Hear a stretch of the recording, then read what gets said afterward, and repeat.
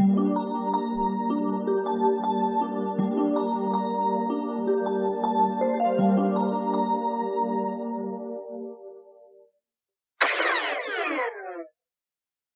Machine Stops by E.M. Forster. Chapter 1. The Airship. Imagine, if you can, a small room hexagonal in shape, like the cell of a bee. It is lighted neither by window nor by lamp, yet it is filled with a soft radiance. There are no apertures for ventilation, yet the air is fresh. There are no musical instruments, and yet, at the moment that my meditation opens, this room is throbbing with melodious sound. An armchair is in the center, by its side a reading desk. That is all the furniture. And in the armchair there sits a swaddled lump of flesh. A woman about 5 feet high, with a face as white as a fungus. It is to her that the little room belongs. An electric bell rang. The woman touched a switch, and the music was silent. I suppose I must see who it is, she thought, and set her chair in motion. The chair, like the music, was worked by machinery, and it rolled her to the other side of the room where the bell still rang importunately. "Who is it?" she called. Her voice was irritable, for she had been interrupted often since the music began. She knew several thousand people. In certain directions human intercourse had advanced enormously. But when she listened into the receiver, her white face wrinkled into smiles, and she said, "Very well, let us talk. I will isolate myself. I do not expect anything important will happen for the next 5 minutes, for I can give you fully 5 minutes, Kuno. Then I must deliver my lecture on music during the Australian period." She touched the isolation knob so that no one else could speak to her. Then she touched the lighting apparatus, and the little room was plunged into darkness. "Be quick," she called, her irritation returning. "Be quick, Kuno. Here I am in the dark, wasting my time." But it was fully 15 seconds before the round plate that she held in her hands began to glow. A faint blue light shot across it, darkening to purple, and presently she could see the image of her son, who lived on the other side of the earth, and he could see her. "Kuno, how slow you are!" He smiled gravely. "I really believe you enjoy dawdling. I have called you before, Mother, but you were always busy or isolated. I have something particular to say." "What is it, dearest boy? Be quick. Why could you not send it by pneumatic post?" "Because I prefer saying such a thing. I want you to come and see me." Vashti watched his face in the blue plate. "But I can see you," she exclaimed. "What more do you want?" "I want to see you not through the machine," said Kuno. "I want to speak to you not through the wearisome machine." "Oh, hush," said his mother, vaguely shocked. "You mustn't say anything against the machine." "Why not?" he asked her. "One mustn't," she responded. "You talk as if a god had made the machine. I believe that you pray to it when you are unhappy. Man made it. Do not forget that. Great man, but man. The machine is much, but it is not everything. I see something like you in this plate, but I do not see you. I hear something like you through this telephone, but I do not hear you. That is why I want you to come. Pay me a visit so that we can meet face to face and talk about the hopes that are in my mind. She replied that she could scarcely spare the time for a visit. The airship barely takes 2 days to fly between me and you. I dislike airships. Why? I dislike seeing the horrible brown earth and the sea and the stars when it is dark. I get no ideas in an airship, she said to her son. I do not get them anywhere else. What kind of ideas can the air give you? He paused for an instant. Do you not know 4 big stars that form an oblong, and 3 stars close together in the middle of the oblong, and hanging from these stars, 3 other stars? No, I do not. I dislike the stars, but did they give you an idea? How interesting. Tell me. I had an idea that they were like a man. I do not understand. The 4 big stars are the man's shoulders and his knees. The 3 stars in the middle are like the belts that men wore once, and the 3 stars hanging are like a sword. A sword? Men carried swords about with them to kill animals and other men. It does not strike me as a very good idea, but it is certainly original. When did it come to you first? In the airship, he broke off, and she fancied that he looked sad. She could not be sure, for the machine did not transmit nuances of expression. It only gave a general idea of people, an idea that was good enough for all practical purposes, Vashti thought. The imponderable bloom, declared by a discredited philosophy to be the actual essence of intercourse, was rightly ignored by the machine. Just as the imponderable bloom of the grape was ignored by the manufacturers of artificial fruit. Something good enough had long since been accepted by our race. The truth is, he continued, that I want to see these stars again. They are curious stars. I want to see them not from the airship, but from the surface of the earth, as our ancestors did, thousands of years ago. I want to visit the surface of the earth. She was shocked again. Mother, you must come, if only to explain to me what is the harm of visiting the surface of the earth. No harm, she replied, controlling herself, but no advantage.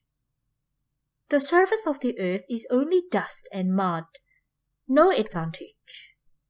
The surface of the earth is only dust and mud, no life remains on it. And you would need a respirator, or the cold of the outer air would kill you. One dies immediately in the outer air. I know, of course I shall take all precautions. And besides, well... She considered and chose her words with care.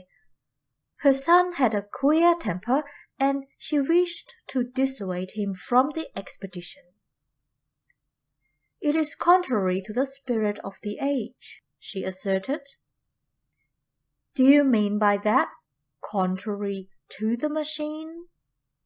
In a sense, but...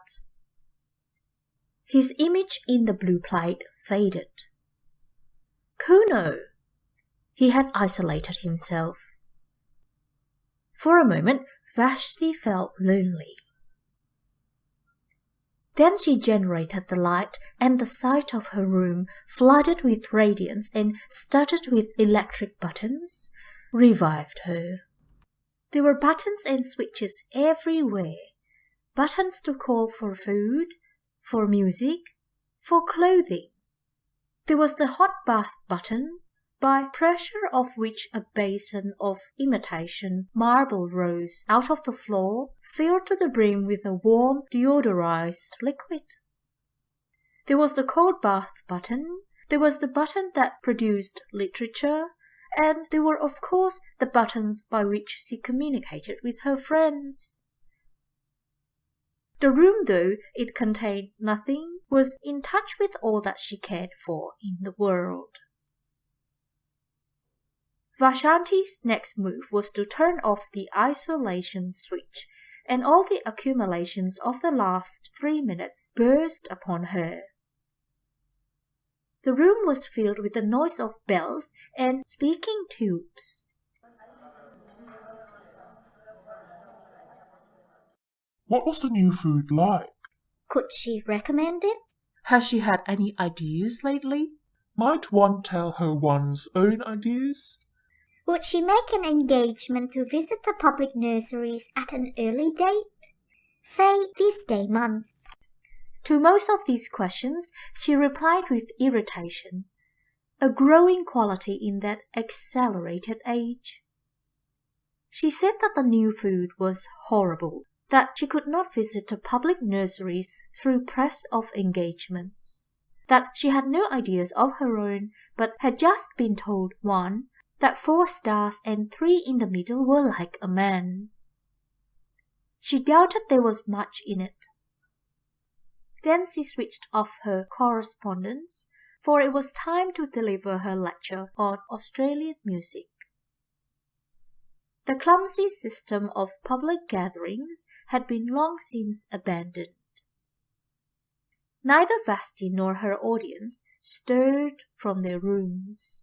Seated in her armchair, she spoke, while they in their armchairs heard her fairly well and saw her fairly well.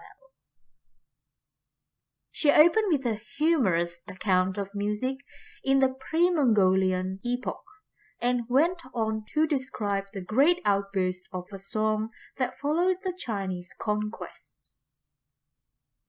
Remote and primal as were the methods of Isanso and the Brisbane school, she yet felt, she said, that study of them might repay the musicians of today.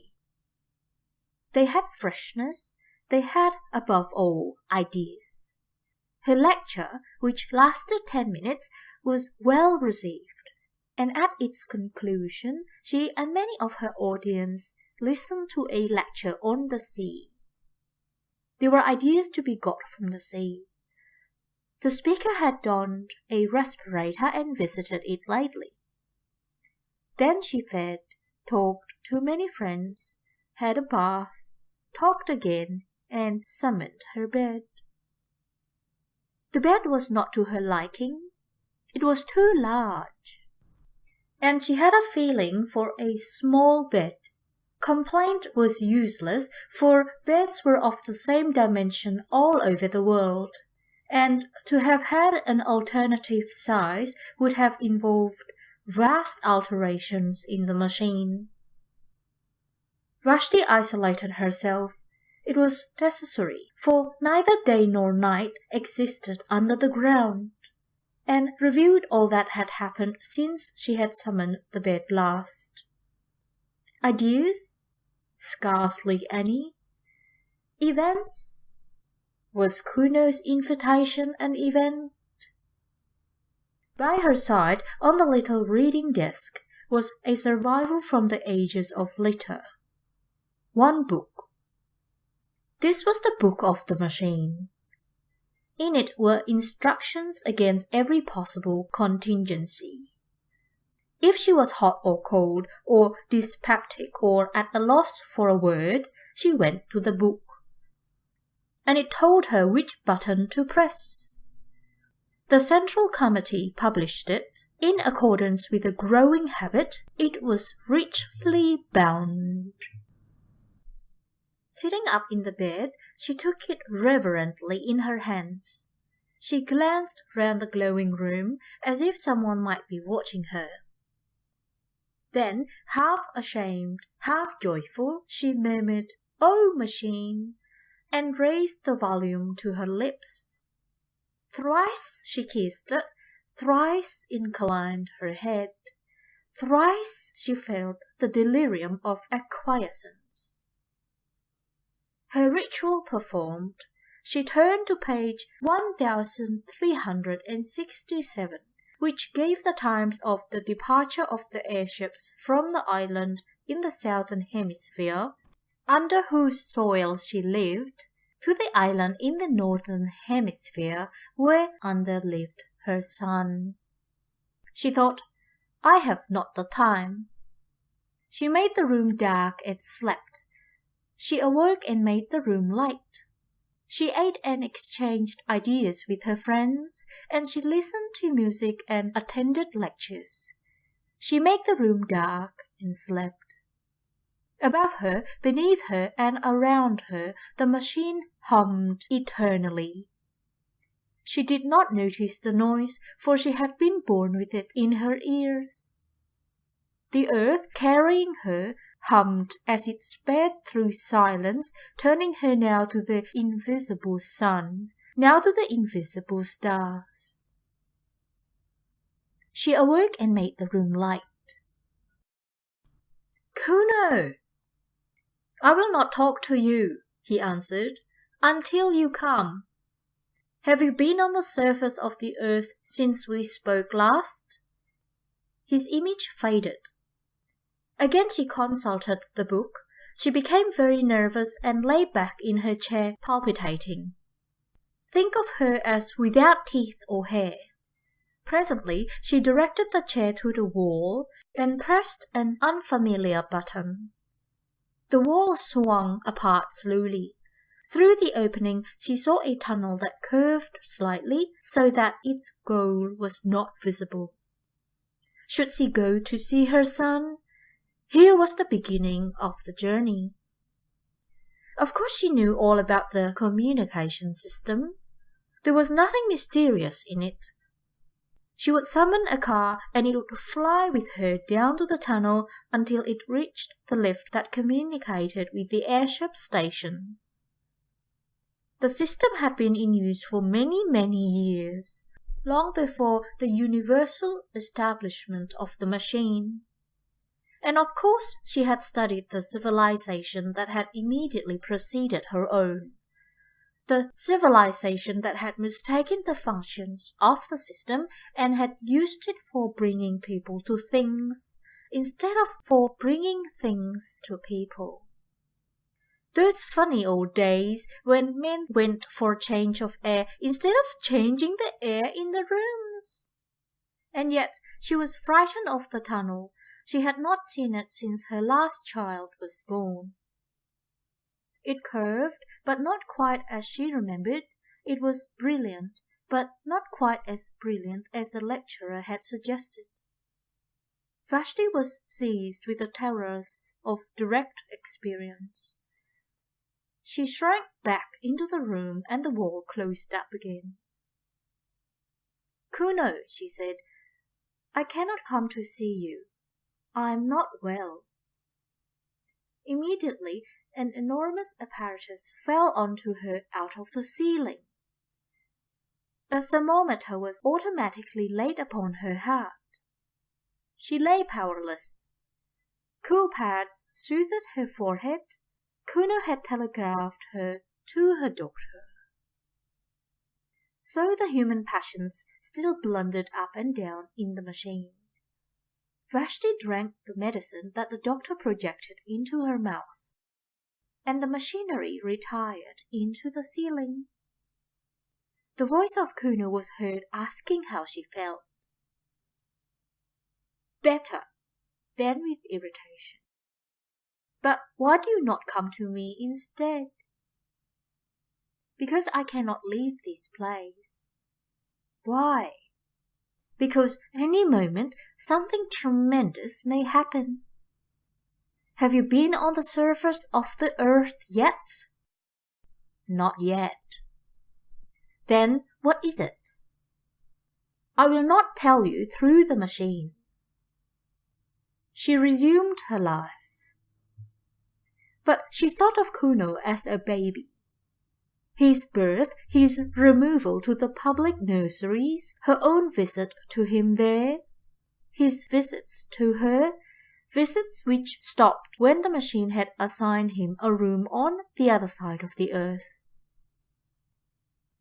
Parents, duties off, said the book of the machine. Cease at the moment of birth. P422327483. True, but there was something special about Kuno.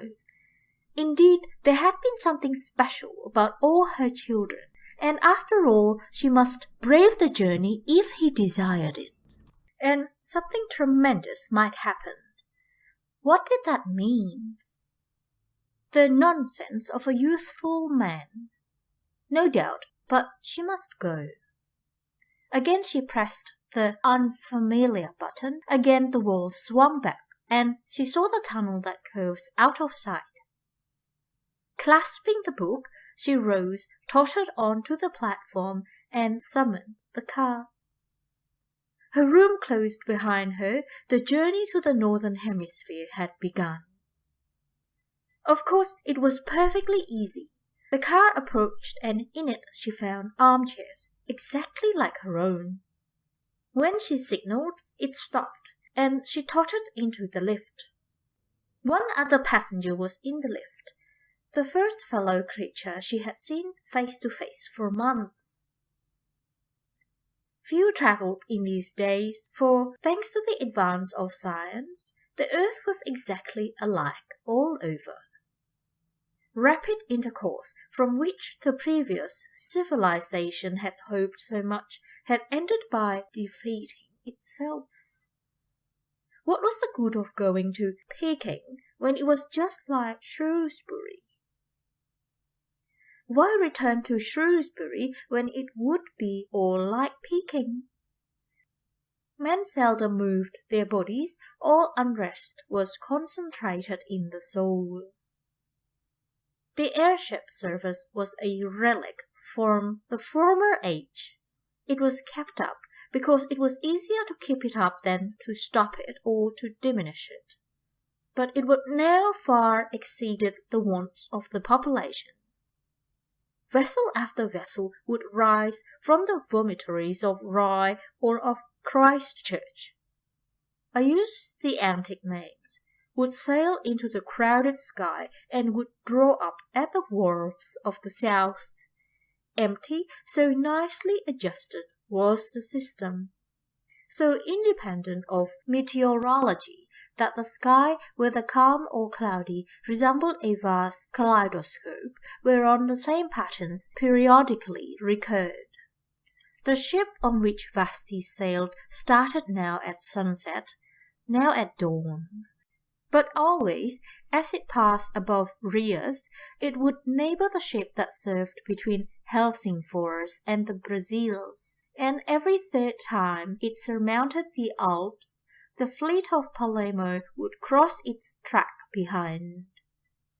Night and day, wind and storm, tide and earthquake impeded man no longer. He had harnessed Leviathan. All the old literature, with its praise of nature and its fear of nature, rang false as the prattle of a child. Yet, as Vashti saw the vast flank of the ship, stained with exposure to the outer air, her horror of direct experience returned. It was not quite like the airship in the cinematophote. For one thing, it smelt, not strongly or unpleasantly, but it did smell. And with her eyes shut, she should have known that the new thing was close to her. Then she had to walk to it from the lift, had to submit to glances from the other passengers. The man in front dropped his book. No great matter, but it disquieted them all.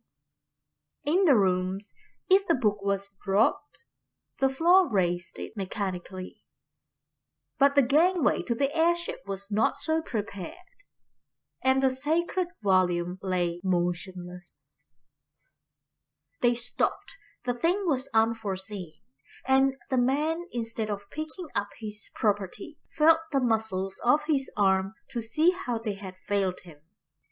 Then someone actually said with direct utterance, "We shall be late," and they trooped on board, Vashti treading on the pages as she did so. Inside, her anxiety increased. The arrangements were old-fashioned and rough. There was even a female attendant to whom she would have to announce her wants during the voyage. Of course, a revolving platform ran the length of the boat, but she was expected to walk from it to her cabin. Some cabins were better than others, and she did not get the best. She thought the attendant had been unfair, and a spasm of rage shook her. The glass valves had closed. She could not go back. She saw at the end of the vestibule the lift in which she had ascended going quietly up and down, empty. Beneath those corridors of shining tiles were rooms, tier below tier, reaching far into the earth, and in each room there sat a human being, eating or sleeping or producing ideas. And buried deep in the hive was her own room. Vashti was afraid. "Oh, machine," she murmured, and caressed her book and was comforted. Then the sides of the vestibule seemed to melt together, as do the passages that we see in dreams. The lift vanished, the book that had been dropped slid to the left and vanished. Polished tiles rushed by like a stream of water. There was a slight jar, and the airship, issuing from its tunnel, soared above the waters of a tropical ocean. It was night. For a moment he saw the coast of Sumatra edged by the phosphorescence of waves, and crowned by lighthouses still sending forth their disregarded beams. These also vanished, and only the stars distracted her. They were not motionless, but swayed to and fro above her head, thronging out of one skylight into another, as if the universe and not the airship was careening. And as often happens on clear nights, they seemed now to be in perspective, now on a plane, now piled tier beyond tier into the infinite heavens, now concealing infinity, a roof limiting forever the visions of men. In either case, they seemed intolerable. "Are we to travel in the dark?" called the passengers angrily, and the attendant, who had been careless, generated the light and pulled down the blinds of pliable metal. When the airships had been built, the desire to look direct at things still lingered in the world. Hence the extraordinary number of skylights and windows, and the proportionate discomfort to those who were civilized and refined. Even in Vashti's cabin, one star peeped through a flaw in the blind, and after a few uneasy slumber, she was disturbed by an unfamiliar glow, which was the dawn. Quick as the ship had sped westwards, the earth had rolled eastwards, quicker still, and had dragged back Vashti and her companions towards the sun. Science could prolong the night, but only for a little, and to those high hopes of neutralizing the earth's diurnal revolution had passed, together with hopes that were possibly higher.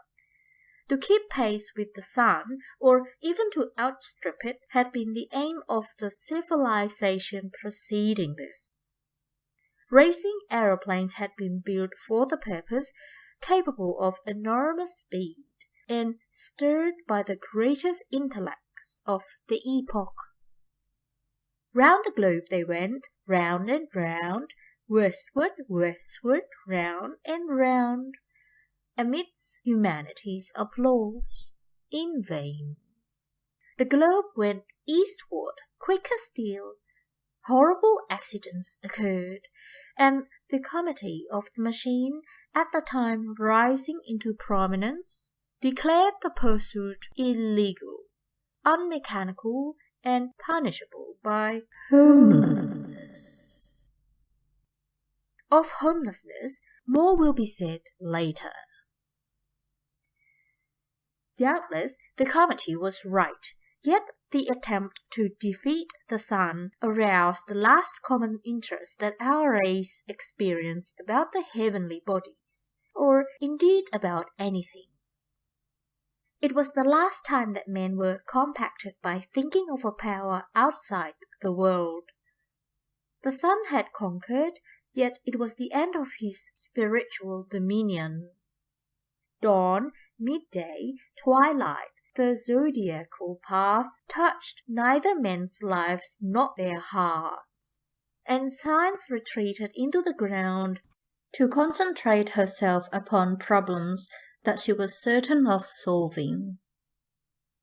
So when Vashti found her cabin invaded by a rosy finger of light, she was annoyed and tried to adjust the blind. But the blind flew up altogether, and she saw through the skylight small pink clouds swaying against a background of blue, and as the sun crept higher, its radiance entered direct, brimming down the wall like a golden sea. It rose and fell with airship's motion, just as waves rise and fall, but it advanced steadily as the tide advances. Unless she was careful, it would strike her face. A spasm of horror shook her, and she rang for the attendant. The attendant, too, was horrified, but she could do nothing. It was not her place to mend the blind. She could only suggest that the lady should change her cabin, which she accordingly prepared to do. People were almost exactly alike all over the world, but the attendant of the airship, perhaps owing to her exceptional duties, had grown a little out of the common. She had often to address passengers with direct speech, and this had given her a certain roughness and originality of manner. When Vashti served away from the sunbeams with a cry, she behaved barbarically. She put out her hand to steady her. "How dare you?" exclaimed the passenger. "You forget yourself." The woman was confused and apologized for not having let her fall. People never touched one another. The custom had become obsolete, owing to the machine. "Where are we now?" asked Vashti haughtily. "We are over Asia," said the attendant, anxious to be polite. "Asia? You must excuse my common way of speaking. I have got into the habit of calling places over which I pass by their unmechanical names." "Oh, I remember Asia. The Mongols came from it. Beneath us, in the open air, stood a city that was once called Simla. Have you ever heard of the Mongols and of the Brisbane School?" "No." Brisbane also stood in the open air. "Those mountains to the right, let me show you them." She pushed back a metal blind. The main chain of the Himalayas was revealed. They were once called the roof of the world, those mountains. You must remember that, before the dawn of civilization, they seemed to be an impenetrable wall that touched the stars. It was supposed that no one but the gods could exist above their summits. How we have advanced! thanks to the machine." "How we have advanced, thanks to the machine," said Vashti. "How we have advanced, thanks to the machine," echoed the passenger who had dropped his book the night before, and who was standing in the passage. "And that white stuff in the cracks, what is it?" "I have forgotten its name." "Cover the window, please. These mountains give me no ideas." The northern aspect of the Himalayas was in deep shadow. On the Indian slope the sun had just prevailed. The forests had been destroyed during the literature epoch for the purpose of making newspaper pulp. But the snows were awakening to their morning glory, and clouds still hung on the breasts of Kinchinjunga.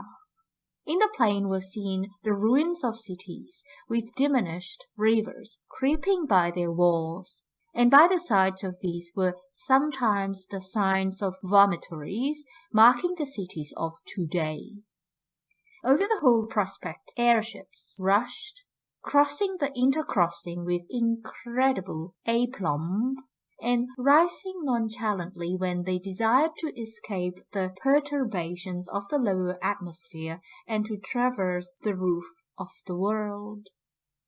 "We have indeed advanced, thanks to the machine," repeated the attendant, and hissed the Himalayas behind a metal blind. The day dragged wearily forward. The passengers sat each in his cabin, avoiding one another with an almost physical repulsion and longing to be once more under the surface of the earth. There were 8 or 10 of them, mostly young males, sent out from the public nurseries to inhabit the rooms of those who had died in various parts of the earth. The man who dropped his book was on a homeward journey. He had been sent to Sumatra for the purpose of propagating the race. Vashti alone was travelling by her private will. At midday she took a second glance at the earth. The airship was crossing another range of mountains, but she could see little owing to clouds. Masses of black rock hovered below her and merged indistinctly into grey. Their shapes were fantastic. One of them resembled a prostrate man. "No ideas here," murmured Vashti, and hid the Caucasus behind a metal blind. In the evening she looked again. They were crossing a golden sea, in which lay many small islands and one peninsula. She repeated, "No ideas here," and his grease behind a metal blind.